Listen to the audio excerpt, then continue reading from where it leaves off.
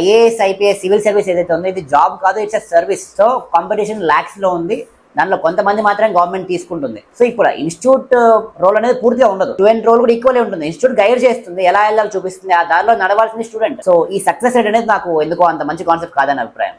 దాన్ని చూసి వెళ్ళొద్దు. ఇన్స్టిట్యూట్ లో అసలు చెప్పిన డైరెక్టర్స్ అయినా ఫ్యాకల్టీ అయినా బాగున్నారు లేదా వాళ్ళు డెమో చూడండి. అండ్ అన్నిటికన్నా ఇంపార్టెంట్ ట్రాన్స్పరెంట్ ఉంది institute. Transparency of their teaching methodology, transparency of their study material, transparency of their schedule, transparency of their test series. ఇవి చాలా ఇంపార్టెంట్.